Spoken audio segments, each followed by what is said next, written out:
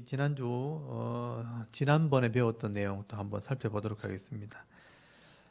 우리 지난번에 사도행전 15장, 16장 말씀을 나누는데요. 이 문제를 한번 보시면서 한번 점검을 하겠습니다. 1번에 보시면 어떤 사람이 안디옥에 와서 모세의 법도와 할례를 받지 않으면 구원을 받지 못한다고 가르치게 됩니다. 이 사람들은 어떤 사람들인가요? 바울이 1차 전도행을 마치고 이제 안디옥으로 돌아왔을 때 예루살렘 쪽에서 사람들이 와서 다른 교리를 가르친 거죠. 그래서 예수를 믿으면 구원받을 수 있다고 바울이 가르쳤는데 예루살렘 쪽에서 온 이 유대인들이 예수를 믿으려면 먼저 구약의 율법을 지켜야 된다. 그리고 할례를 받아야 된다라고 가르쳤다는 거예요. 그게 이제 바울의 교리와 좀 달랐다는 거죠. 그래서 이 사람들은 할례를 굉장히 강조를 하게 됩니다. 먼저 유대인이 되어야 되는 표를 가져야 된다. 그래서 할례를 받아야 된다라고 주장을 하기 때문에 이 사람들을 통상 우리가 할례당이라고 부릅니다. 할례파 또는 할례당. 이런 사람들과 바울과 이렇게 교리 때문에 이렇게 다툼과 분쟁을 일으키게 됩니다. 그래서 오늘 사도행전 15장에도 보면 이런 문제 때문에 계속 이제 변론을 했다, 다투었다라는 말이 나오게 됩니다. 그래서 이 할례당의 문제는 유대인과 그러니까 유대인 기독교인과 또 이방인들이 예수를 믿었을 때 기독교인이 되었을 때 생기는 교리적인 문제입니다. 이방인들은 예수 믿으면 그냥 구원받는다고 이제 예수를 믿게 되고 유대인들이 기독교인이 되었을 때 유대인 기독교인들은 할례를 받아야 기독교인이 될 수 있다고 생각한 거예요. 그런 교리의 차이가 있었습니다. 그래서 이런 할례당의 문제는 바울이 계속 복음을 전할 때 문제가 됩니다. 바울이 복음을 전한 곳에 할례당들이 들어와서 또 바울이 잘못됐다고 자꾸 가르치게 되고 그것 때문에 분쟁이 많이 일어나게 됩니다. 이런 분위기가 하나 있었다는 것을 여러분 먼저 아셔야 됩니다. 그래서 이번에 보시면 바울과 바나바가 교리입니다. 교리 문제를 의논하기 위해 예루살렘 교회를 방문하게 됩니다. 이때 이 문제를 해결하기 위해 나서게 된 두 지도자는 누구인가요? 예루살렘 교회에서 그 당시로 말하면 본교회죠. 안디옥에 새롭게 개척된 교회에서 바울과 바나바가 사역을 했고 예루살렘에는 사도들과 본교회가 있었죠. 그래서 이 안디옥에 있는 두 지도자 바울과 바나바가 예루살렘 교회까지 찾아간 겁니다. 그래서 이제 선교 보고도 하고 이런 교리 문제도 의논할 겸 갔을 때 이 문제를 가지고 제일 먼저 나선 사람들이 두 사람이 있었죠. 베드로와 야고보라는 지도자입니다. 이 베드로는 예수님의 수제자였고 야고보는 예수님 동생 야고보였습니다. 그래서 이 두 지도자는 초대교회 예루살렘을 지도했던 두 지도자가 되고 나중에 야고보는 야고보로서를 쓰고 베드로는 베드로 전후서를 기록을 하게 됩니다. 그래서 이 두 지도자가 이 문제를 해결하게 되었다 하는 것을 말씀을 통해서 확인을 하게 되고요. 3번에 보면 이 바나바와 바울은 잘못된 구원 교리 문제를 해결하기 위해 예루살렘에 가서 사도들을 만나게 됩니다. 사도들이 해결한 방법은 무엇인가요? 이것 때문에 많은 변론을 했죠. 베드로가 설교를 하고 또 야고보도 권면을 하면서 결론이 뭐냐 하면 우리도 이 다 지키지 못하는 규례를 이방인들에게 억지로 지키기 위해서 구원을 받게 하는 것은 좀 문제가 있다. 예수를 믿음으로 구원을 받지만 예수 믿은 성도로서 이런 꼭 지켜야 될 규칙은 지켜야 된다. 그 율법에 근거해서 하나님 앞에 범죄하면 안 되는 그런 이방인의 죄 중에서 우상의 죄 그리고 음란의 죄 이게 이제 레위기 20장에 나오는 반드시 죽일 죄에 해당하는 거죠. 기억납니까? 우상은 하나님 버린 죄를 말하고 우상을 섬기다 보면 그런 문화를 따라가다 보면 엄행을 하게 되거든요. 그래서 이런 죄를 지으면 안 된다는 거예요. 이거는 구원에도 굉장히 중요한 문제가 되기 때문에 우상을 섬기는 것이나 음란을 따라가는 것을 하면 안 된다. 그리고 이제 음식 규례 중에 목매어 죽인 것이나 피는 먹지 않기로 그렇게 규칙을 정하게 되죠. 그래서 이런 몇 가지 규칙을 정해서 예수를 믿은 성도도 이것만은 지켜야 된다라고 가르치기로 편지를 하게 됩니다. 그렇게 결론을 내리고 이방인 교회에 개척된 교회에 이 교리와 이 규칙을 전하게 되죠. 이게 최초의 교리입니다. 그래서 교회는 하나님 말씀을 근거로 해서 신앙생활을 하는 것이죠. 그런데 이런 역사가 진행되면서 몇 가지 교리 문제가 부닥치는 경우가 생겨요. 이 할례당 문제 때문에 초대교회에 이런 교리 문제가 생겼고요. 그리고 가장 큰 교리 문제가 발생한 게 언제냐면 로마의 핍박을 받을 때 기독교인들이 지하로 숨게 되죠. 그래서 카타콤이라고 하는 지하에 숨어서 아니면 산에 숨어서 아니면 흩어져서 신앙생활을 하다가 초대교회, 그러니까 예수님 당시 돌아가시고 나서 사도들이 사역할 때가 BC 50년경이거든요. 그때부터 로마의 핍박을 받게 되었고 로마가 본격적으로 이스라엘을 지배하면서 기독교인들을 박해를 하게 됩니다. 그게 거의 300년을 지나가게 돼요. 그래서 이제 콘스탄티노플 황제 때 이 황제가 어머니를 통해서 기독교를 받아들이고 로마에서 기독교를 공인할 때 그게 BC 313년입니다. 그래서 이제 300년 동안 기독교인이 박해를 받고 지하에 숨어서 다 흩어져서 신앙생활 하다가 기독교 공인이 되고 난 뒤에 기독교인들이 편하게 나와서 교회당에서 예배 드릴 수 있는 상황이 된 거죠. 그때 숨어있던 기독교인들이 다 이제 수면으로 나오게 될 때, 드러나게 될 때, 각자가 300년 동안 신앙생활 하다 보니까 서로 믿는 게 막 달라진 거예요.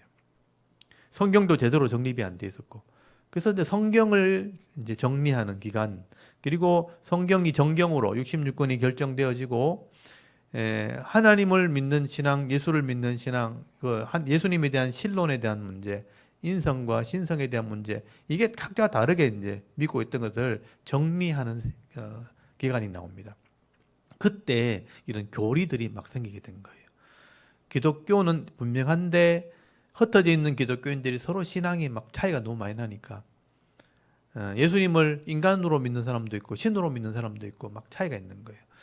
성경을 성경대로 믿는 사람도 있고 외경도 믿는 사람도 있고 이렇게 차이가 나니까 그런 부분을 막 정리하는 교리들이 생기게 됩니다.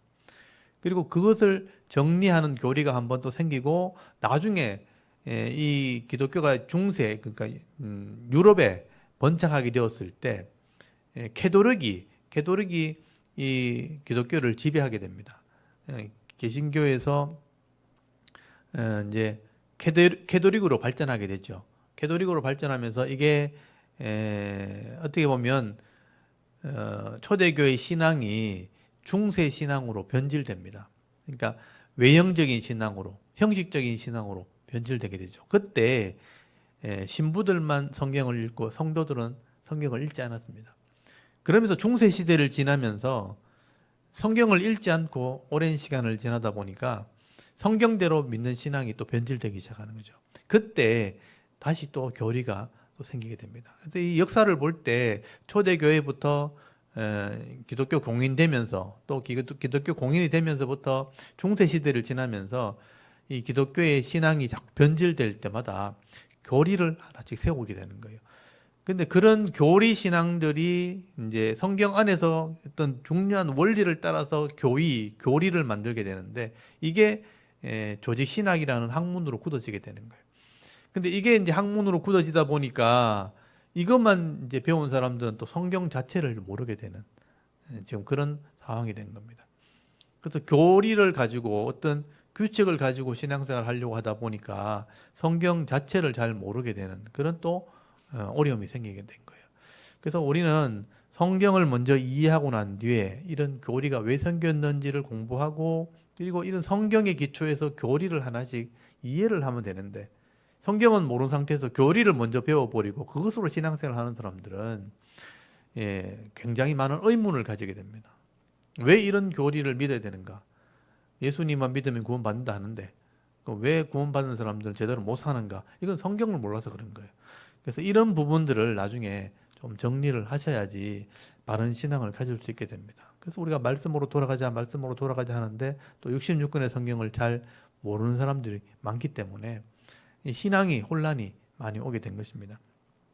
그래서 이런 최초의 교리 문제가 사도행전 15장에서 할례당 때문에 나오게 되었고, 이런 교리 문제가 시대가 지나면서 하나씩 하나씩 나타나게 된다는 것을 여러분 기억하셔야 되죠. 이런 부분들이 정리가 되면 성경을 기반으로 해서 그 시대마다 잘못된 변질된 것을 바로잡으려고 한 교리들을 이해하게 되는 거죠. 그러면 말씀도 이해하게 되고 상황도 이해하게 되는 것입니다. 이런 부분도 나중에 기회가 되면 하나씩 또 배우도록 하겠습니다. 그 다음에 네 번째죠. 네 번째 보시면 예루살렘 교회에서 보낸 편지를 전가하기 위한 두 사람이 편지를 가지고 안디옥으로 가게 됩니다. 이 두 사람, 이 두 정의는 누구인가요? 유다라고 하는 사람과 실라라고 하는 사람이 예루살렘 교회에서 야고보를 통해서 정리된 이 교리를 편지로 써서 갖다 주는데, 이 편지가 공식적인 서한이라는 것을 증명하기 위한 정인들이죠. 그래서 율법에 정인은 반드시 두 명이 가도록 되어 있습니다.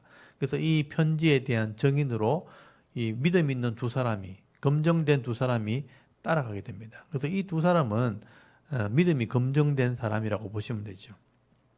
그 다음에 다섯 번째, 바나바와 바울은 2차 전도 여행을 떠나게 됩니다. 이 2차 전도 여행의 두 가지 목적은 무엇인가요?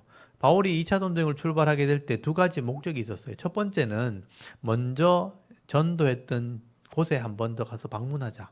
제대로 믿고 있는지 확인하러 가자. 그게 첫 번째 목적이었어요. 그리고 두 번째 목적이, 거기 제가 구절을 적어놨죠. 거기 16장 4절에 보면 예루살렘 교회에서 규칙을 정한 이 교리를 전달하자. 그래서 이방인들이기 때문에 이런 교리를 전함을 통해서 바른 믿음을 가지게 하자. 그게 이제 두 번째 목적이 되는 거예요. 그래서 바울은 1차 전도행을 끝냈기 때문에 지금 교리 문제를 논쟁을 정리하고 난 뒤에는요, 1차 전도행 했던 곳을 한 번 더 가고 싶었던 거예요. 그래서 이제 그곳을 방문해서 잘 신앙생활 하는지 돌아보고 이 교리를 그들에게 전달하자 하면서 떠나게 된 것입니다. 그게 2차 전도행의 출발이죠. 그리고 6번에 보시면 바나바와 바울은 2차 전도행을 떠나기 전에 심히 다투게 됩니다. 심하게 다투게 됩니다. 무슨 이유로 다투게 되나요? 바나바와 바울이 처음으로 다툼이 생기죠. 그게 마가 요한이라고 하는 사람을 2차 전도 여행에 데려가자 하는 그 문제 때문에. 바나바는 데려가자. 바울은 1차 전도 여행에서 돌아간 사람을 또 데려갈 수 없다. 나는 못 데리고 간다. 그래서 다투게 된 거예요. 멤버 때문에 다툰 겁니다. 2차 전도 여행에 그 멤버들 두고 서로 다투다가 결국은 갈라서게 되죠. 바나바는 구브로로 가고 이 바울은 다른 동력자 실라를 선택하죠. 아까 이 편지를 들고 온 유다라는 사람과 함께 왔던 실라라는 사람 있죠. 그 실라를 택해서 2차 전도행을 함께 떠나게 됩니다. 그래서 바울은 2차 전도행부터는 바울과 실라가 2차 전도행을 하게 되는 거예요. 그 다음에 7번, 바울은 바나바와 헤어지고 누구와 함께 2차 전도행을 떠나게 되나요? 아까 나왔던 실라와 떠나게 됩니다. 그 다음에 8번, 바울은 더베와 루스드라 지역을 갔을 때 한 사람을 만나게 되죠. 누구를 만나나요? 제일 먼저 바울이 만나게 된 사람이 디모데라는 청년이었습니다. 그래서 이 루스드라, 이고니온 지방에서 유명한 사람이었고 어머니 신앙을 이어받은 신실한 그런 청년 하나를 만나게 되는데, 이 사람이 헌신을 하게 되죠. 그래서 이제 선교 여행에 함께 동참을 하게 되는 겁니다. 그래서 바울과 실라와 그리고 일꾼들이 몇 명 있었겠죠. 짐을 들고 날라야 되기 때문에. 그리고 이 디모데가 함께 이제 떠나게 된 겁니다. 그리고 9번에 보면 아시아 지역에서 복음을 전할 때 성령께서 말씀을 전하지 못하게 합니다. 무시아, 비두니아, 또 무시아 지역을 거쳐 두로아까지 갔을 때 바울은 환상을 보게 되죠. 어떤 환상을 보게 되나요? 마게도니아인이, 유럽인이 나타나서 우리를 도와달라 하는 그런 환상을 보게 됩니다. 그래서 바울이 이런 환상을 보면서 하나님의 뜻이 어디 있는가 서로 묻고 의논을 하게 되는 거죠. 10번에 보시면 바울은 드로아에서 환상을 보면서 함께 왔던 선교 팀원들과 의논을 하게 됩니다. 이때 이 팀들 중에 실라와 디모데 외에 누가 또 포함이 되어 있나요? 라고 문제를 냈는데, 거기 보시면 이름은 기록되어 있지 않지만 1인칭 복수를 쓰면서 이 글을 기록한 사람이 포함되어 있다는 것을 암시하고 있어요. 그게 누구냐면 바로 누가입니다. 그래서 이제 아까 만났던 디모데와 함께 왔던 실라와 그리고 우리가라는 표현 때문에 이 글을 쓴 사람이 사도행전을 쓴 사람이 누가거든요. 누가가 포함되어 있을 때 우리라는 단어를 쓰게 되는 거예요. 만약에 누가가 그 당시 그게 없었다면 그 사람들 또는 그들이라고 표현했을 거예요. 근데 우리라는 말이 포함되어 있었다는 것은 자기도 포함되어 있었다. 그래서 여기서 누가와 함께 동행했다는 것을 알 수가 있습니다. 그래서 이제 2차 전도 여행은요, 바울이 많은 사람을 만나게 된다는 게 중요한 거예요. 하나님의 뜻을 따라서 그 길을 가다 보니까 믿음의 사람들을 만나게 되었고 그 사람들 때문에 또 일을 하게 되고 전혀 생각지 못하는 그런 일들을 인생 가운데 경험하게 되는 겁니다. 이게 인생이라는 거예요. 각자의 주신 사명이기도 하고요. 그 다음에 11번에 보면 바울은 성령의 인도를 따라 유럽 땅 빌립보를 갔을 때 안식일에 회당이 없어서 기도하는 곳을 찾다가 어디로 가게 되나요? 강가로 가게 됩니다. 이 유대인들은요, 기도할 곳이 없을 때는요, 은혜의 장소가 어디냐면 강이에요, 강. 강이 은혜를 상징하기 때문에. 그래서 강가에 가서 사람들을 만나게 되는 일들을 하게 됩니다. 거기서 기도하고 사람들을 만나게 되죠. 12번에 바울이 빌립보에서 옷감 장사를 하는 한 여인을 통해 교회를 세우게 됩니다. 이 여인의 이름은 무엇인가요? 루디아라는 여인이죠. 빌립보에 갔을 때 처음으로 복음을 전한 여인. 이 사람이 기도하다가 강가에 갔을 때 빨래하는 곳에서 옷감을 이제 세척을 하고 있는 여인들 중에 제일 말 잘하는 사람을 만나게 된 거예요. 그 사람은 루디아입니다. 옷감 장사 루디아.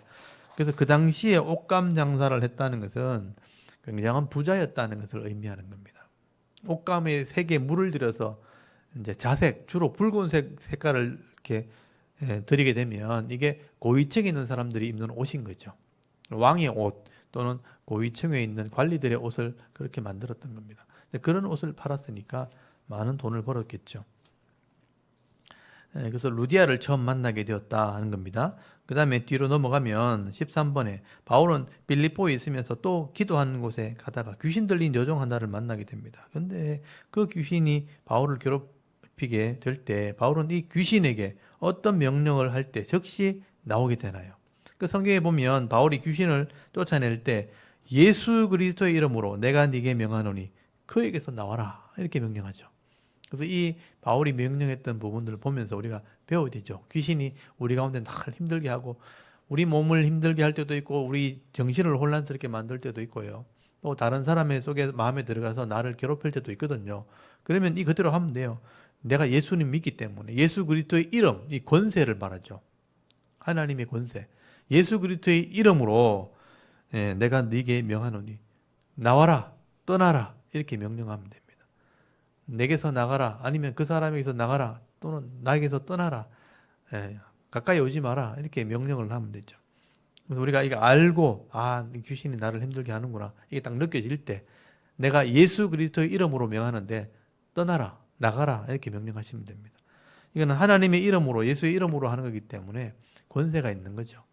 그래서 이런 귀신들이 나를 힘들게 할 때 바울처럼 이렇게 명령하면 된다는 것 이것도 배우시면 좋겠고요. 그 다음에 14번째 바울은 귀신들이 여종을 고치는 귀신 들린 여종을 고치는 바람에 주인에게 고발을 당해 매를 맞고 감옥에 갇히게 됩니다. 이때 바울은 감옥에 갇혀 무엇을 했다고 말하나요? 기도와 찬송을 했다고 돼 있어요. 바울은 억울하게 감옥에 들어간 거예요. 좋은 일 하고 귀신을 쫓아보니까 이 여인이 귀신의 힘을 빌어서 요즘 말로 하면 점을 쳤다는 거죠. 무당이 돼가지고 점을 쳤었는데 귀신이 나가보니까 점을 못 치는 거예요. 그러니까 수익이 떨어지니까 그 사람을 통해서 돈을 버는 사람이 바울을 고발해버리고 또 바울은 이런 죄를 물어서 매를 맞고 감옥에 들어간 겁니다. 원래는 이제 진짜 죄가 있는지 재판을 하고 이렇게 해야 되는데 로마임에도 불구하고 이런 재판 과정을 거치지 않아요. 근데 억울하게 매를 맞고 감옥에 들어갔을 때 바울이 항변하거나 따지지 않고요. 그냥 받아들이고 거기서 기도하고 찬송했다는 거예요. 그렇게 할 때 이 감옥에서 하나님이 일하시는 것을 경험하게 되는 겁니다. 아마 바울은 이때 하나님의 섭리를 아마 깨달았던 것 같아요. 그래서 이제 감옥 속에 들어갔을 때도 거기서 기도하면서 기다릴 때 하나님이 이 간수를 회개시키려고 아마 그렇게 했던 것 같습니다. 근데 바울은 그런 경험을 하게 되는 거죠. 그래서 15번에 보면 바울이 빌립보 감옥에 갇혀 있을 때 지진이 일어나게 되고요. 죄수가 도망간 줄 알고 간수가 자결하려고 합니다. 이때 바울은 도망가지 않은 사실을 알리게 되었고 또 이 간수는 바울에게 유명한 말을 하게 되죠. 이 말은 무엇인가요? 근데 이 간수가 바울을 알죠. 수일 동안 이 저작거리에서 복음을 전하는 것도 봤을 거고 죄가 없이 매를 맞고 들어왔는 것도 아는 거예요. 왜냐하면 다른 죄수와 전혀 다르게 행동하는 거예요. 항변하는 것도 아니고 또 막 이렇게 거칠게 대적하는 것도 아니고 그냥 순수히 매를 맞고 와서 기도하고 찬송을 하고 있으니까 좀 다르잖아요. 그래서 계속 지켜보고 있었는데 이 지진이 일어나고 문이 열렸으면 도망갈 뻔도 한데 안 도망가는 거예요. 그래서 이제 우리가 도망가지 않았으니까 안심하라고 이렇게 할 때 이 사람이 그 바울이 기도도 하고 찬송도 하고 때로는 복음도 전했을 거란 말이에요. 그 들었던 말을 죄수니까 그냥 모른 척하고 있었는데 그때는 이제 이 사람이 죄수가 아니구나. 아까 했던 말들을 기억하면서 아까 구원을 받는다 그러는데 내가 어떻게 하면 그럼 구원을 받는 겁니까? 라는 질문을 하게 되죠. 그때 이 바울이 이 간수에게 말을 하게 된 거죠. 거기 16장 31절 거기 앞에 한번 보십시오. 30절에 보시면 그들을 데리고 나가 이르되 선생들이여 내가 어떻게 하여야 구원을 받으리까 하는 질문을 하게 되죠. 그래서 이 사람이 왜 도망가지 않았습니까? 아니면 또 감옥에 위험한 죄수라면 다시 감옥에 가둬야 되잖아요. 근데 그렇게 하지 않고 내가 어떻게 하면 구원받겠습니까? 라는 질문을 한 거예요.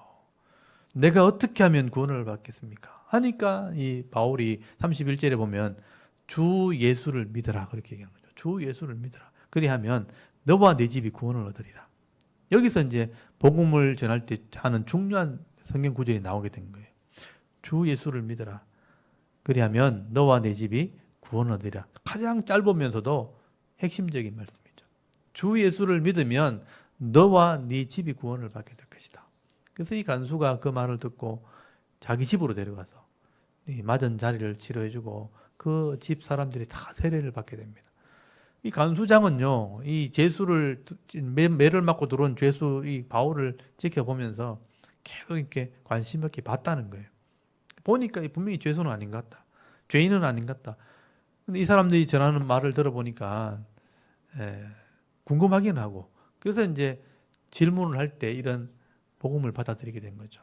그래서 이 간수장이 예수를 믿게 되었고 빌립보 교회의 두 번째 교인이 됩니다.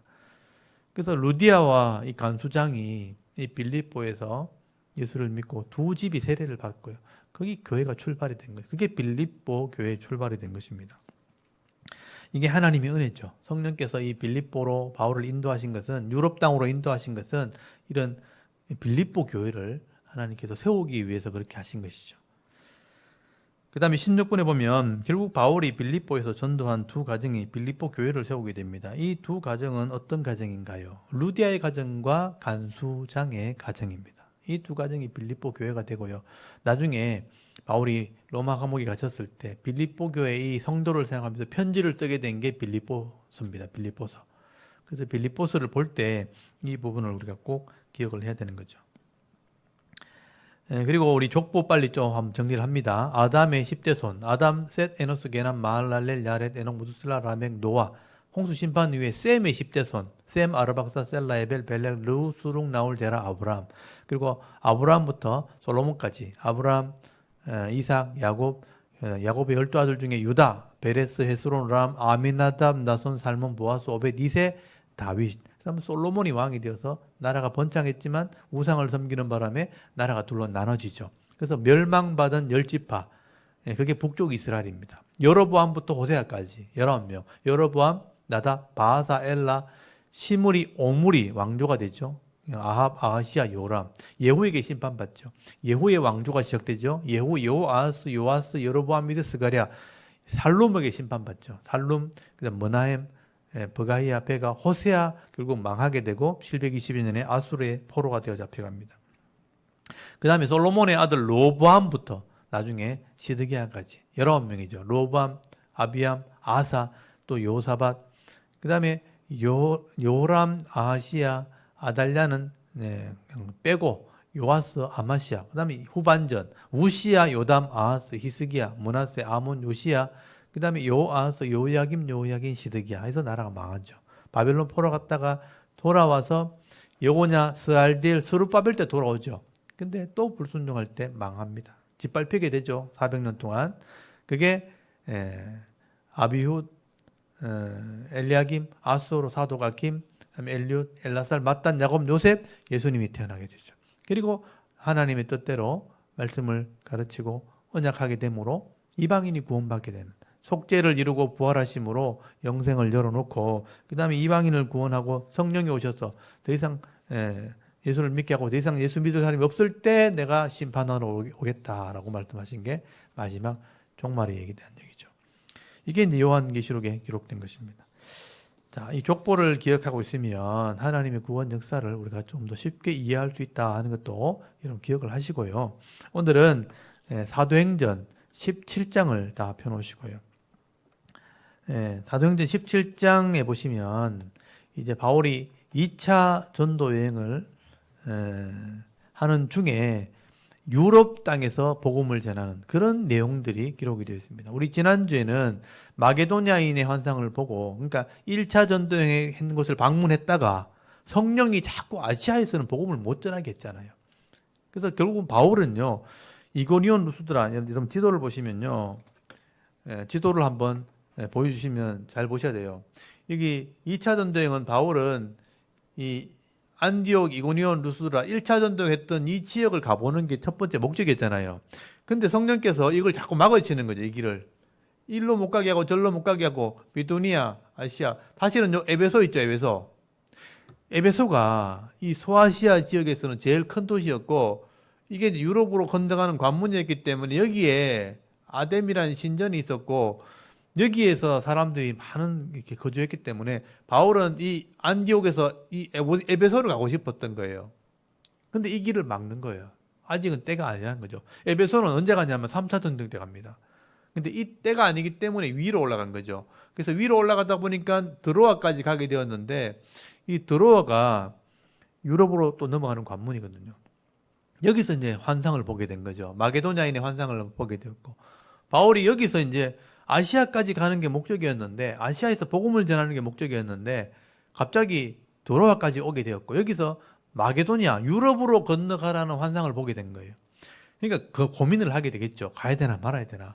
의논을 해보니까 하나님께서 이렇게 하신 계획이라면 가는 것이 옳겠다 하는 결정을 하게 된 거예요.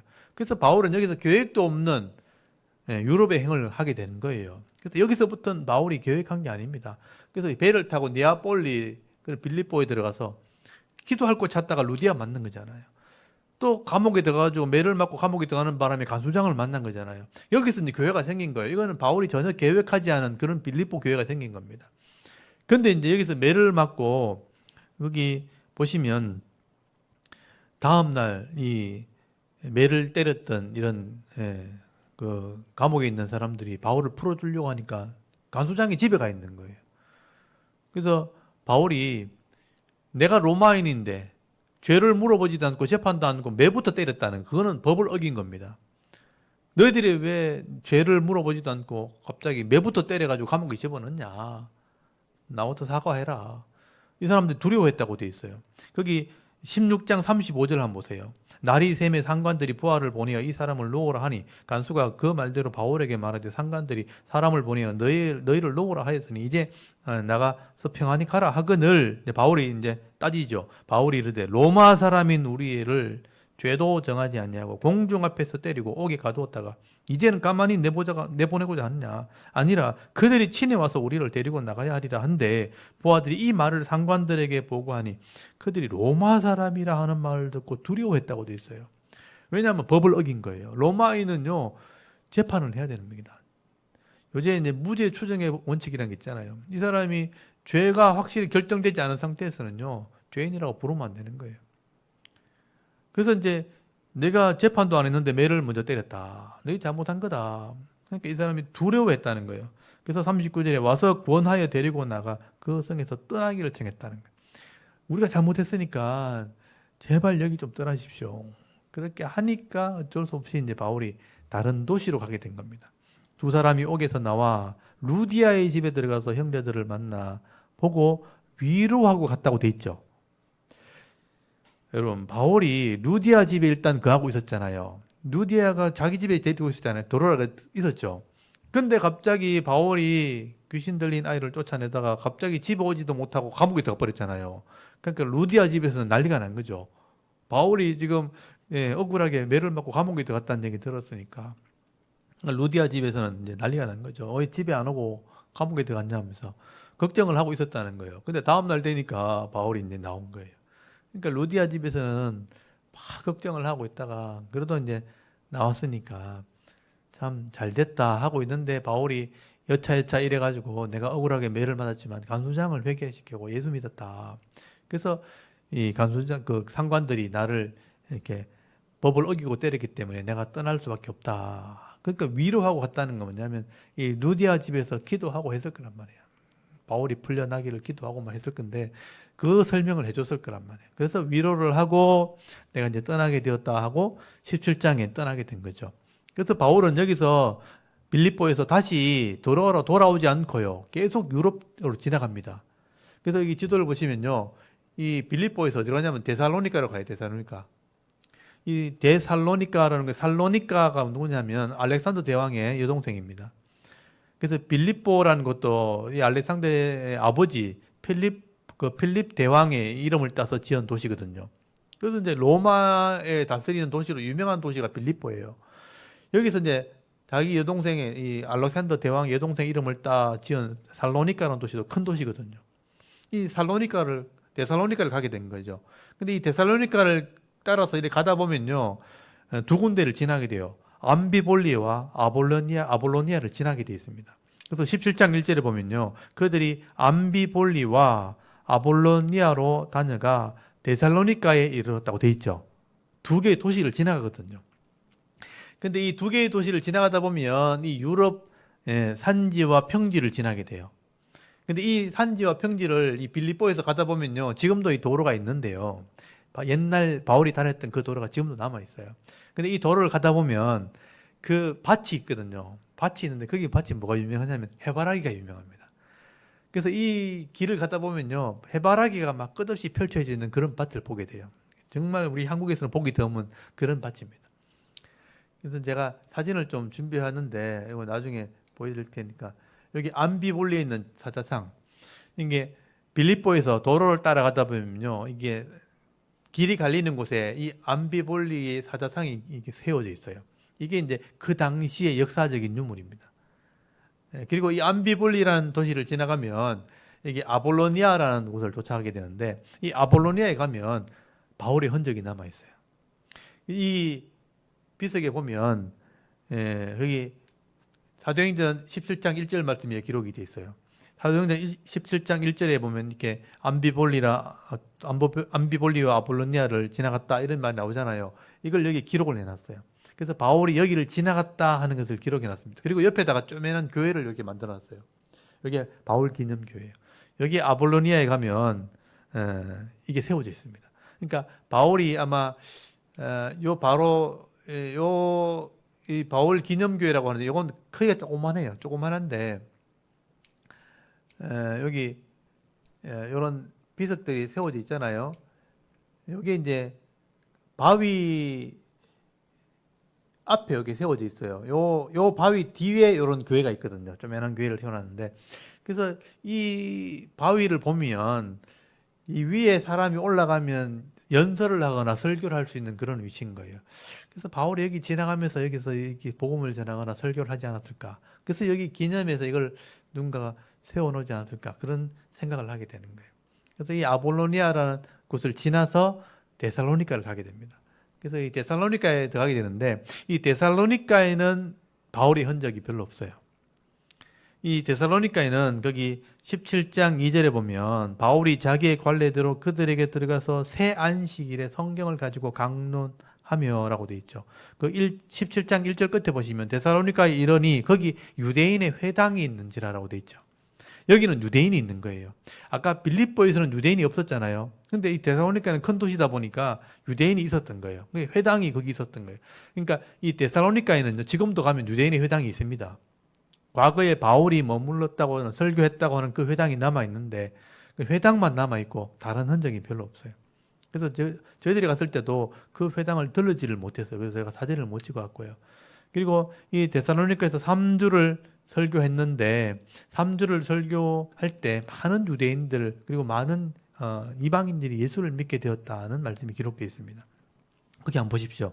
회당에 들어가서 2절에 보니까 17장 2절에 바울이 자기의 관례대로 그들에게로 들어가서 새 안식일이니까 3주를 설교한 거예요. 성경을 가지고 강론했다. 그러면 이 당시에 성경이라는 것은 여러분 바울이 이 사도행전이나 데살로니가 전후서라든지 고린도전서 이게 기록되지 않았거든 아직도. 지금 고린도에도 가지도 않았잖아요. 지금 좀 있으면 고린도에 가거든요. 고린도전서도 없을 때고. 그러니까 복음서도 기록이 안 됐을 당시고. 그럼 이때 성경은 뭐겠어요? 구약 성경이에요. 구약 성경. 구약에 있는 성경을 가르친 거예요. 모세오경, 선지서 이런 글을 가지고 예수님을 증거하게 되는 거예요. 그러니까 바울이 복음을 전했던 이런 데살로니가 같은 회당에서 말씀을 성경을 읽었다 하는 것은 다 구약 성경입니다. 그래서 3절 보면요. 이 구약 성경을 강론할 때 뜻을 풀어서 그리스도가 해를 받고 십자가 죽을 말하죠. 죽은 자 가운데 다시 살아나야 할 것, 이 부활을 얘기하죠. 증언하고 이르되 내가 너희에게 전하는 이 예수가 곧 그리스도라. 그 유대인들이 회당에 모여 있으니까 유대인들에게 말한 거죠. 이 예수가 바로 그리스도. 그리스도가 뭐냐? 기름 부음 받은 자잖아요. 그러니까 메시아란 말이죠. 구원자라는 것을 전하게 된 겁니다. 너희들이 메시아를 기다리고 있다고 하는데 내가 만난 이 예수가 바로 그 메시아다라고 복음을 전하게 된 거예요.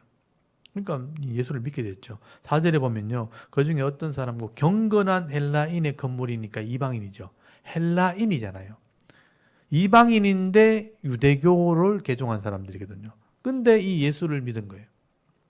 경건한 헬라인들이 큰 무리가 또 적지 않은 귀부인, 돈 있는 사람들 이런 사람들이 고난받고 바울과 신라를 따랐다라고 돼 있어요. 바울과 신라가 복음을 전했기 때문에 5절에 보면 그러나 유대인들은 반대하죠. 유대인들은 메시아를 기다리고 있고 예수를 믿지 않는 사람들이죠. 근데 바울이 예수가 메시아다 하니까 예수는 십자가에 못 박혀 죽은 그 저주받은 사람 아니냐 이렇게 생각한 거예요. 유대인들은요. 정통파 유대인들이죠.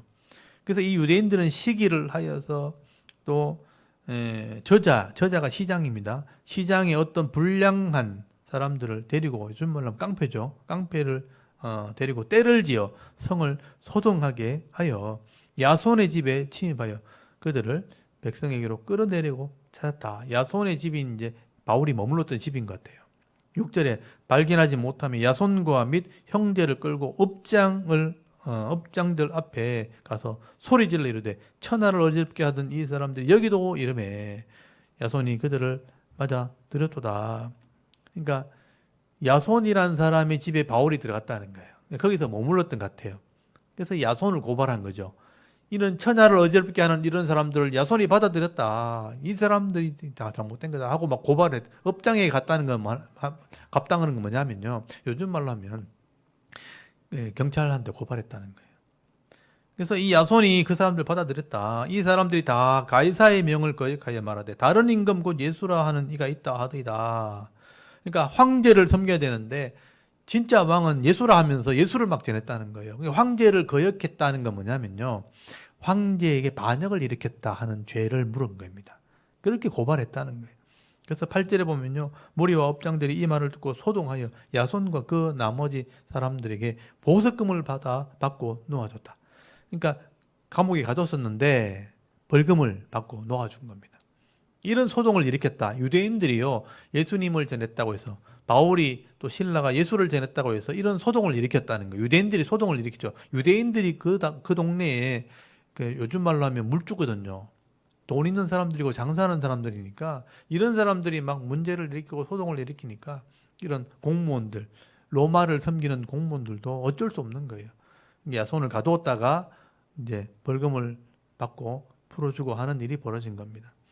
그래서 10절에 보면 밤에 형제들이 곧 바울과 신라를 베레아로 보내니 그들이 이르러 유대인의 회당에 들어가니라. 그러니까 유대인들이 자꾸 시기를 내서 이제 바울을 괴롭히니까 이 예수 믿는 형제들이 몰래 바울을 베레아라는 동네로 이동을 시킨 거죠, 밤에. 그래서 베레아는 이런 지도를 보시면 데살로니가에서 바로 옆에 동네죠. 데살로니가에서 베레아라는 곳으로 밤에 바울을 이동시키죠. 예, 그래서 이제 이동을 하게 됩니다. 근데 베레아에 가면 바울의 흔적이 남아있어요. 베레아라는 동네로 들어가니까 바울이 설교했던 강단이 남아있어요. 그래서 그 강단을 기념해서 이런 시설물을 만들어 놨어요. 이게 바울의 기념 강단이라는 곳입니다. 여기 들어가 보니까 마당에 이렇게 바울이 설교했던 강단, 이게 설교했던 강단이에요. 바울이 설교했던 강단을 여기 딱 만들어 놨더라고요.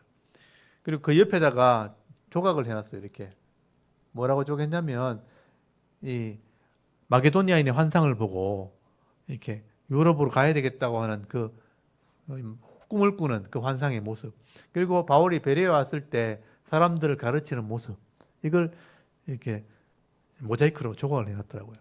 이제 요거는 바울의 강단이라는 뜻이고요. 요게 바울이 설교했던 강단이에요. 돌을 이렇게 쌓아서 거의 올라가서 설교를 했다는 거예요. 요걸 이렇게 바울의 모양을 해서 만들어 놨더라고요. 한쪽에는 마게도니아인의 환상을 꿈꾸는 이런 환상을 보는 이런 그림을 이렇게 조각을 해놨고, 또 한쪽에는 베레아 교회 성도들이 이게 바울이 설교할 때 말씀을 듣는 모습을 이렇게 해놨더라고요. 여기 보면 이제 노인도 있고 젊은 사람도 있고 군인도 있고 여인도 있고 여러 다양한 사람들이 있죠. 이 사람들이 바울의 설교를 이렇게 듣고 있었다 하는 이 베레아의 교회의 모습을 조각을 해놨더라고요. 그리고 옆에 마당에는 바울의 동상을 세워놨어요. 바울의 모습을 아마 이렇게 기념해서 만들어 놓은 것 같은데, 바울이 그렇게 막 잘생긴 것 같진 않죠. 되게 좀 초라하게 생겼다 그래야 되나? 머리는 하나도 없고, 그런 모습으로 바울을 이렇게 조각을 해놨더라고요. 동상을 만들어놨더라고요.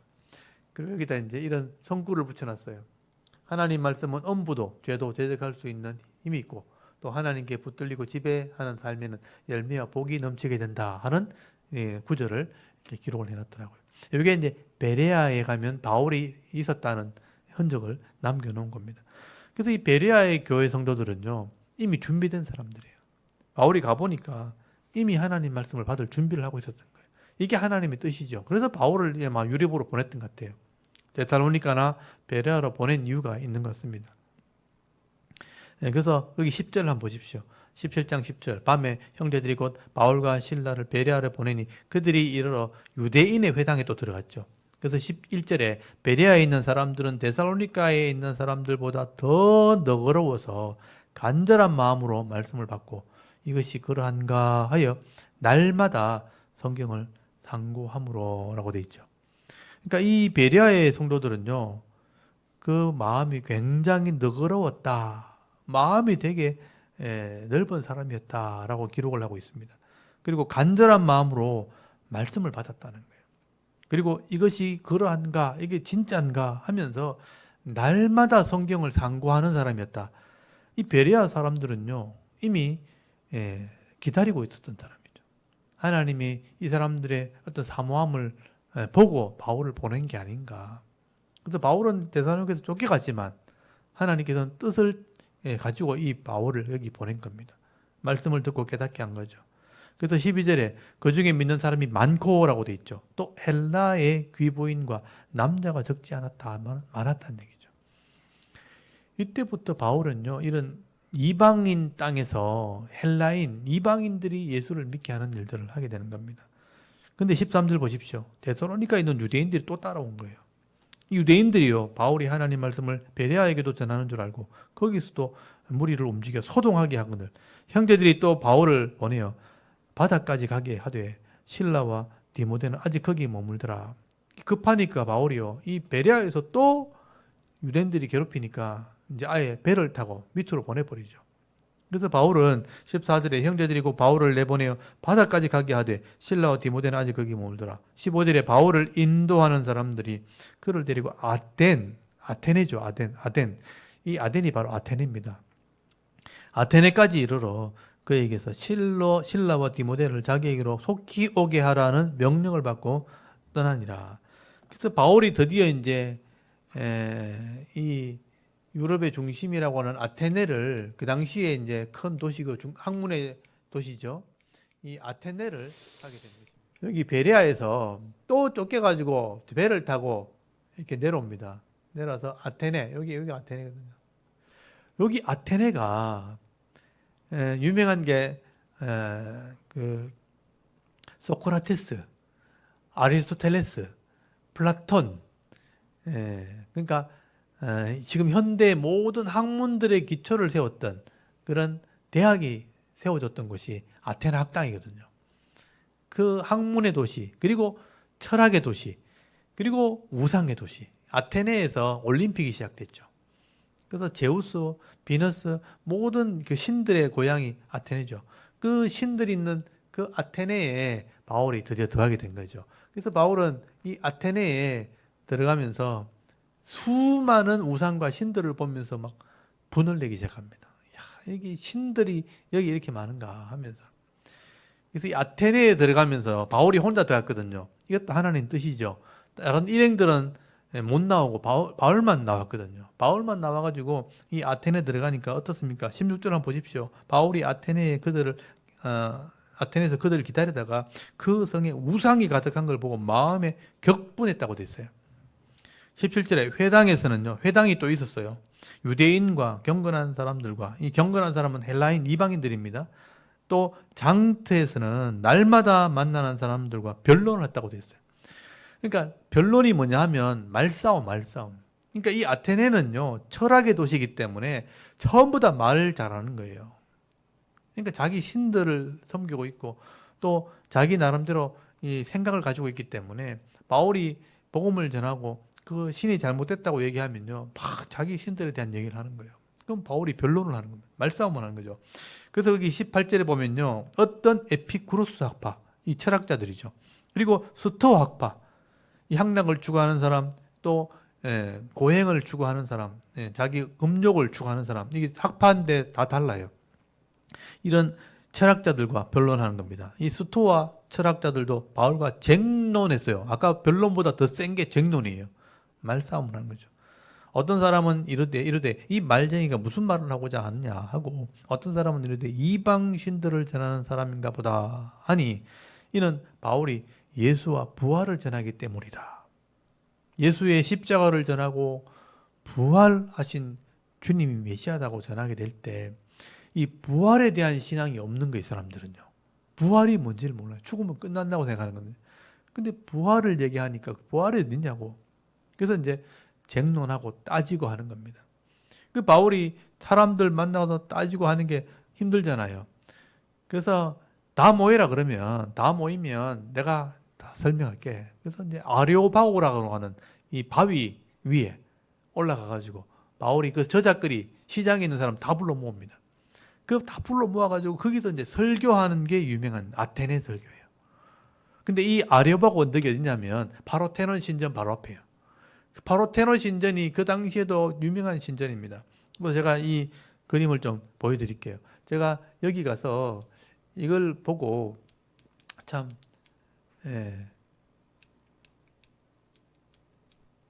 저도 가서 알았어요. 가서 아테네 신전 앞에 이 아레오바고 언덕이 있다는 거 그거 가서 알았어요.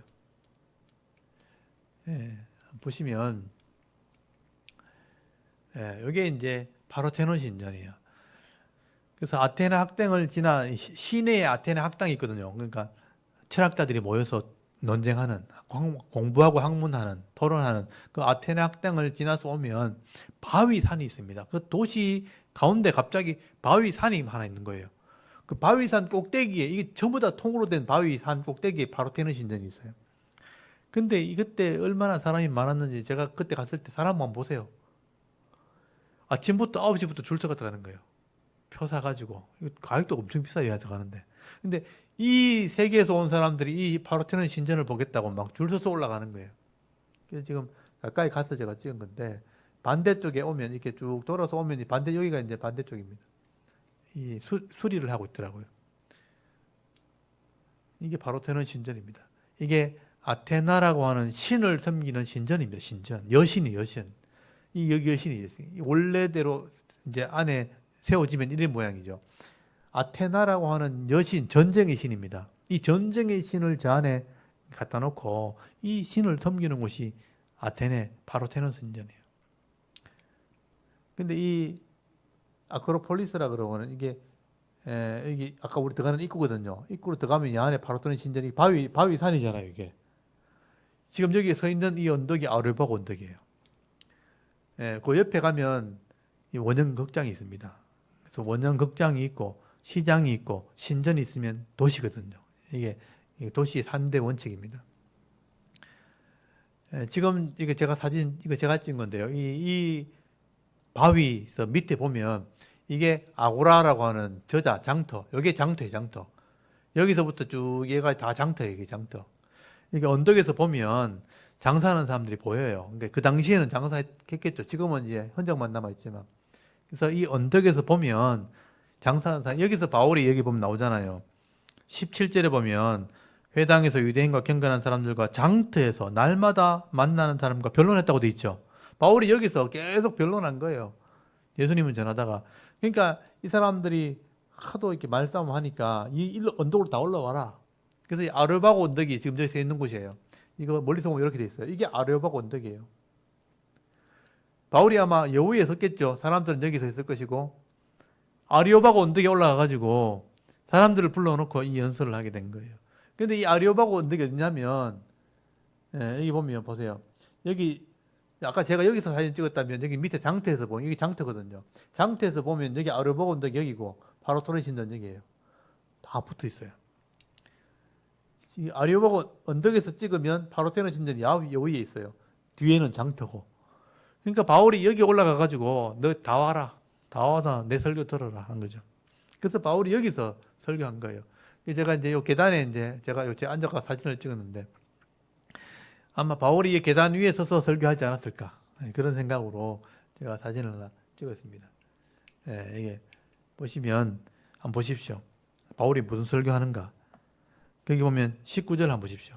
17장 19절에 그를 붙들어 아레오파고로 가며 말하기를 네가 말하는 이 새로운 가르침이 무엇인지 우리가 알 수 있겠느냐 하고 장터에서 아레오파고로 막 올라왔다는 거죠. 언덕을 따라서 막 올라온 거예요. 20절에 네가 어떤 이상한 것을 우리 귀에 들려주니 그건 무슨 뜻인지 알고자 하노라 하니 모든 아덴 사람과 거기서 나그네 된 외국인들이 가장 새로운 것을 말하고 듣는 것 외에는 달리 시간을 뜨지 아니함이더라. 그러니까 새로운 지식이나 새로운 어떤 사상을 듣는 걸 되게 좋아했다는 건 뭐냐면 철학적인 사람이라는 거예요. 이게 아테네 사람들의 성향인 거예요. 이 아테네 사람들은 이 철학적인 사고를 가지고 있어가지고 새로운 학문이나 새로운 사상이나 새로운 논쟁거리를 좋아하는 거예요. 바울이 부활을 전하니까 듣고 싶다는 거죠. 22절에 바울이 아레오바고 가운데 서서 그랬으니까 그 바위 위에 서인 거예요. 말하되 아덴 사람들아 너희를 보니 범사에 종교심이 많도다. 내가 보니까 종교심이 엄청 뜨겁구나. 23절에 내가 두루 다니면 너희가 위하는 것들을 보다가 알지 못하는 신에게라고 새긴 단을 보았나니 그런즉 너희가 알지도 못하고 위하는 그것을 내가 너희에게 알게 하리라. 이게 서론이죠. 내가 너희를 신을 섬기는 제단을 보니까 알지 못하는 신이라고 편말을 붙여놨던데 너희가 알지 못하는 그 신이 누구냐면 하나님이다. 그 하나님을 내가 알려줄게. 이렇게 시작한 거예요. 24절 우주와 그 가운데 있는 만물을 지으신 하나님께서는 천지의 주제시니 손으로 지은 전에 계시지 아니하시고 하고 하나님을 전하게 된 겁니다.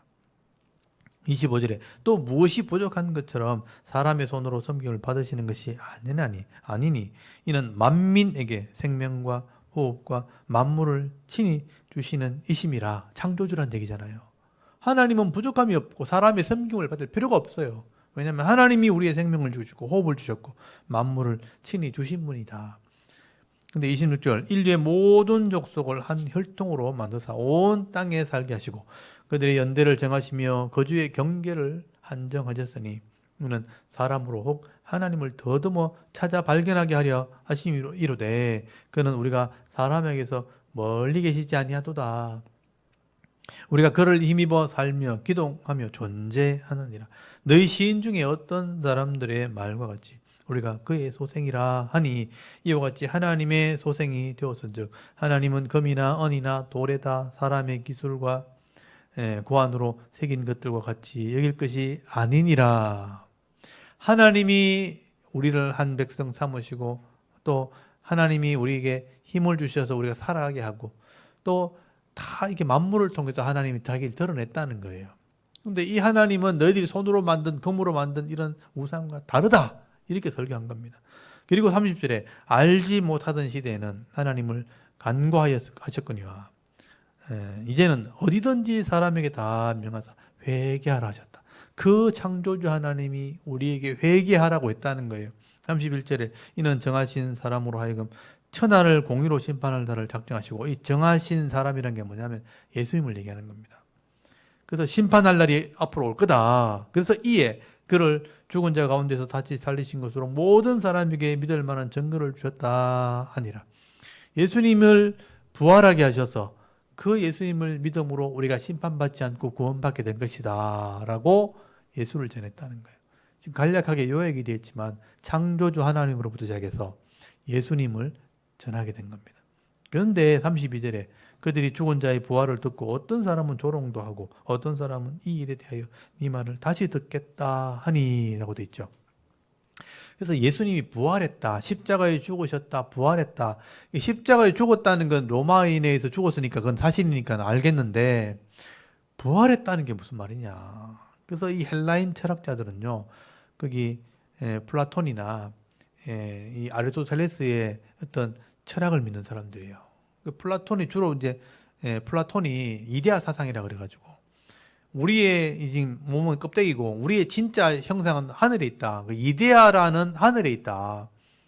그래서 이 땅에 있는 껍질밖에 없고 우리가 죽으면 진짜 영원한 세월로 가는 거다. 그래서 영은 거룩하고 몸은 더러운 것이다. 근데 어떻게 부활을 할 수 있다고 생각하느냐? 어떻게 그게 가능하냐? 그리고 신이 인간의 몸을 입고 예수님으로 왔다면 그게 불가능하다. 왜냐하면 이데아는 거룩한 것이고 육신은 더러운 것인데 어떻게 거룩한 영이 더러운 육신을 입고 올 수 있겠는가? 그건 불가능하다. 이런 생각을 가지고 있었다는 거예요. 그러니까 예수님이 이 땅에 오셔서 우리 죄를 위해 죽으시고 또 부활하셨다는 그런 말을 들었을 때 이 사람들은 이해가 되지 않는다는 거예요.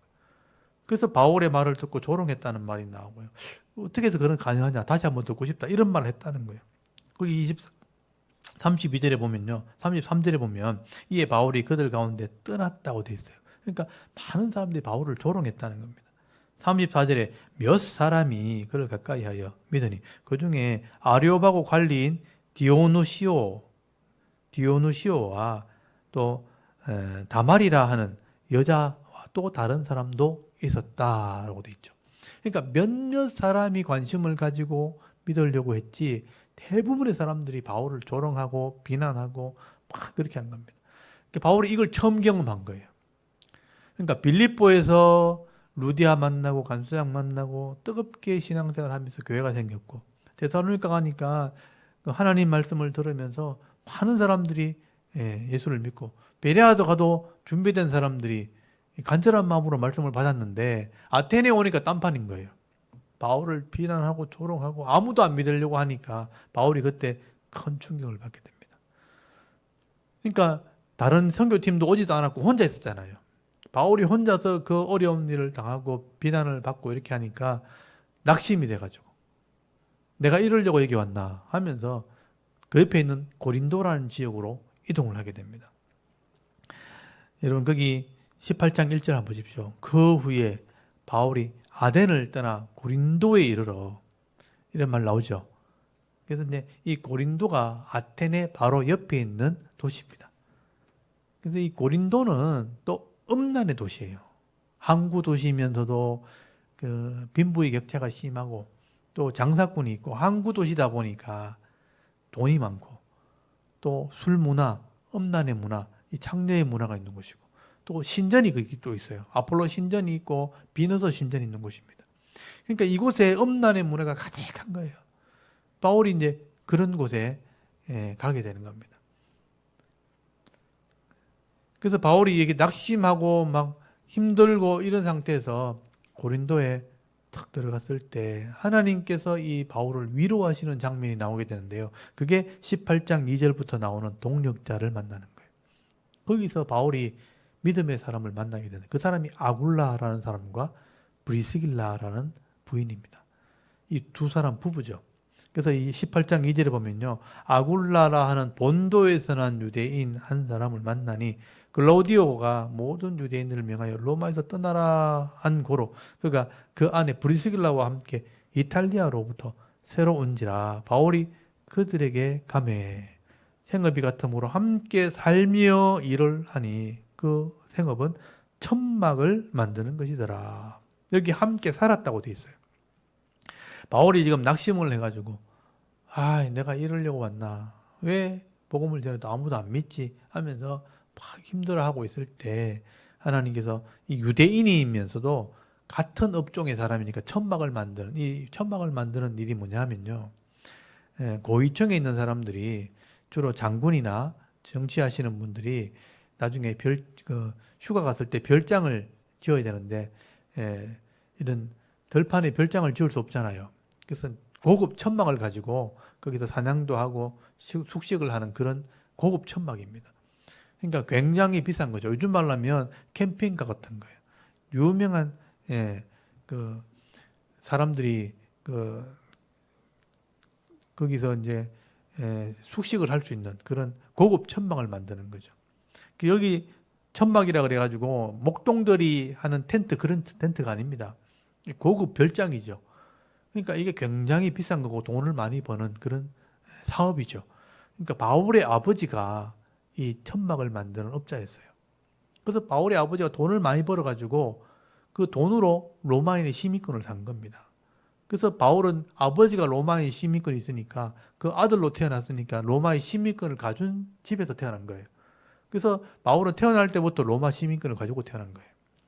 그래서 부자였다는 거죠. 그래서 그 아버지한테 배운 기술이 있는 겁니다. 보고 들은 기술이 있고 배운 기술이 있는데 이 고린도에 왔을 때 이 천막을 같이 업을 하는 이 업자를 만난 거예요. 그러니까 이 귀한 기술을 가지고 있는 사람이 많지 않을 때니까 만났으니까 얼마나 반갑겠어요.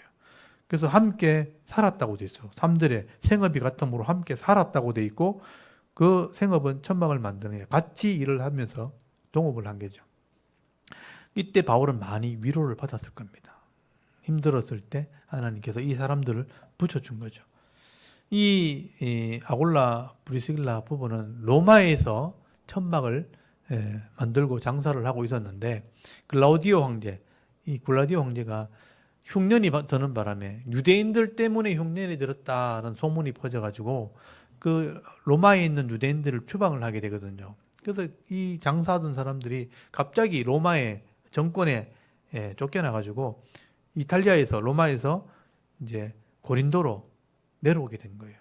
그래서 그 타이밍에 바울이 아테네에서 고린도로 오게 된 거예요. 이 타이밍이 만난 거죠. 이 타이밍을 맞추신 분이 하나님이죠. 그 사람이 조금 어긋났으면 못 만났을 거 아니에요. 그래서 만나게 하신 것이 하나님이고 이 두 사람의 일꾼들을 통해서 바울이 새로운 생각을 하게 되고 새로운 계획을 가지게 됩니다. 저는 바울이 이 브리스길라 아굴라 부부를 만난 것은요. 하나님의 계획이라고 생각해요. 왜냐하면 이 브리스길라 아굴라 부부는 세계적인 장사꾼인 거예요. 그 당시에 로마가 지배하고 있는 당시에 수도가 로마잖아요. 이탈리아 로마인데 그 로마에서 장사를 할 정도면 본도 출신이면요. 저기 흑해 있는 지방에 위쪽에 있는 동네가 시골 동네란 말이에요. 그곳에서 로마까지 가서 장사할 정도의 기반을 가지고 있다면 세계를 보는 눈이 있는 사람이죠. 오늘날로 말하면 미국의 뉴욕 같은 곳입니다. 뉴욕에 가서 사업을 하고 거기 건물을 가지고 있다면 엄청나게 부자죠. 세계를 이제 오갈 수 있는 그런 사람이죠. 영국의 런던이나 아니 프랑스 파리나 이런 곳에 장사를 하는 사람이라면 세계적인 장사꾼들이죠. 근데 그런 장사를 할 수 있는 사람이 이 브리스길라 아굴라 부부인데 세계를 보는 세계의 흐름을 알고 있는 사람이죠. 근데 이 바울은 길리기아 다소라고 하는 그런 지역에서 그냥 아시아 지역에서 학문을 했던 사람이잖아요. 안디옥에 있다가 또 터키 이고니온 누스라로 나왔다가 이제 빌립보 와가지고 처음 유럽을 경험한 사람이죠. 세계가 넓은지도 몰라요.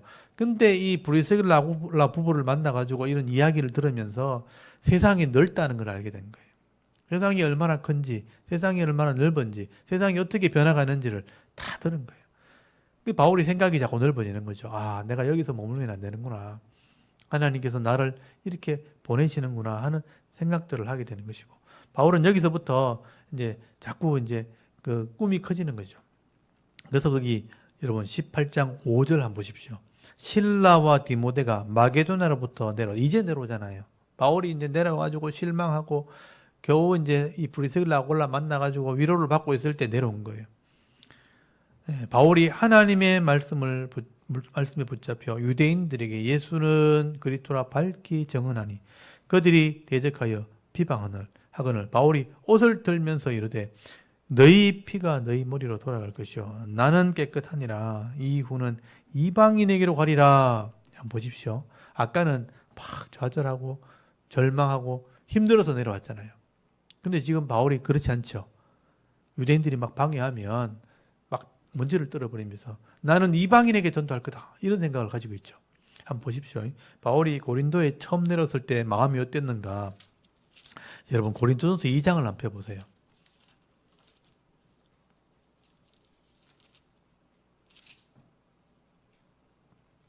고린도전서 2장에 보면 고린도 나중에 이제 이거 나오는 얘기죠. 고린도에서 바울이 머물렀을 때를 기억하면서 고린도에 편지를 쓰게 되는 장면인데 이거는 에베소에서 이 편지를 쓰거든요. 나중에 이제 제가 설명드릴 건데 고린도에 내가 처음 갔을 때 이랬다 하는 마음을 기록한 거예요. 그래서 2장 1절을 한번 보세요. 고린도전서 2장 1절에 보면 형제들아 내가 너희에게 나아가 하나님의 증거를 전할 때 말과 지혜의 아름다운 것으로 아니하였나니 내가 너희 중에 예수 그리스도와 그가 십자가에 못 박힌 것 외에는 아무것도 알지 않니기로 작정했다고 돼 있죠. 왜 이 작정했냐면 로마에서 복음을 전하다가 이 사람들이 지혜로 막 전해보니까 안 듣는 거예요. 아리오바고 언덕에서 철학적으로 막 얘기해 봤잖아요.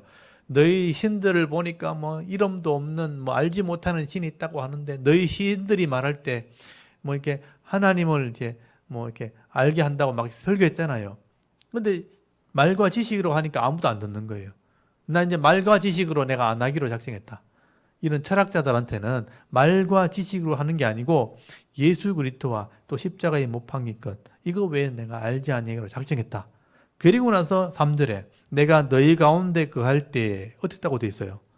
약하고 두려워하고 심히 떨었다고 돼 있잖아요.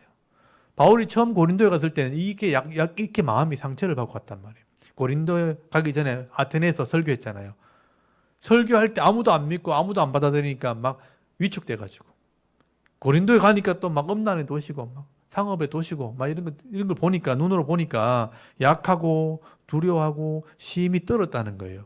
근데 여러분 아까 사도행전 18장 6절 한번 보세요. 그렇게 떨고 내려왔는데 그들이 대적하여 비방하는 바울이 옷을 막 떨어버리면서 이르되 너희 피가 너희 머리로 돌아갈 것이요 나는 깨끗하리라 이후에는 이방인에게로 가리라 이렇게 얘기하죠. 두리고 떠는 모습이 아니죠. 변한 거예요. 왜냐하면 브리스길라 아굴라 만나고 또 동력자들이 내려오면서 이 세상에 보는 눈이 달라진 거죠. 내가 유대인들에게 복음을 전하는 게 아니고 회당 가서 막 복음을 전했는데 내가 이방인을 전도할 거다. 뭔가 생각이 바뀐 거예요. 그래서 7절에 보십시오.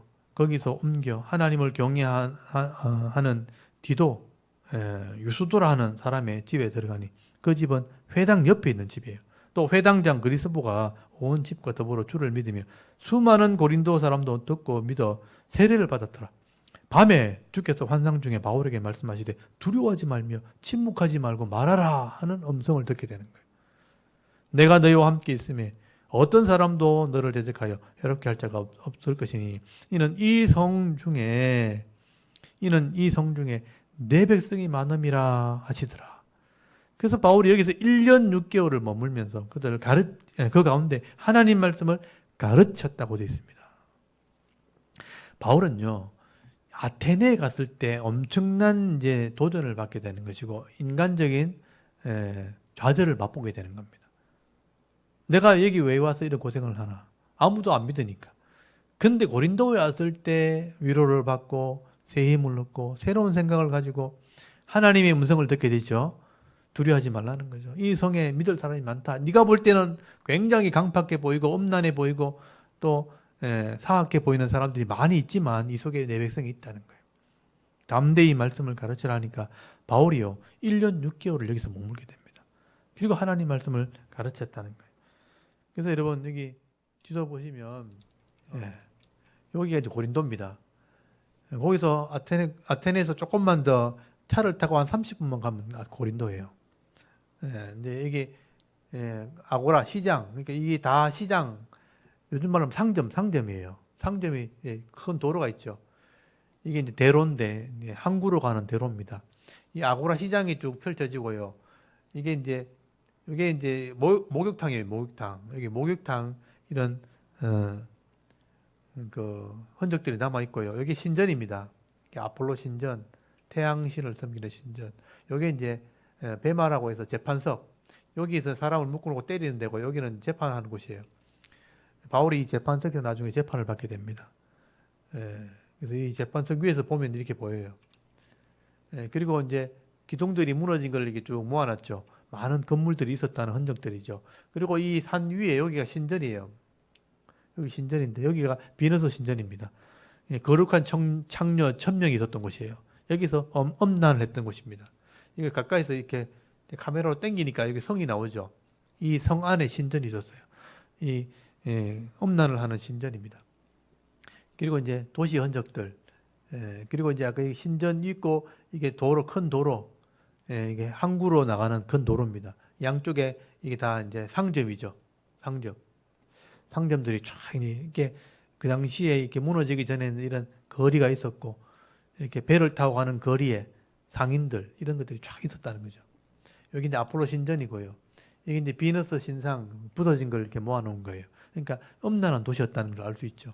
이게 그 당시에 입었던 옷들이죠. 굉장히 귀하고 이렇게 아름다운 옷을 여자들이 입었다는 걸 알 수 있고요. 이게 이제 성병의 흔적들이죠.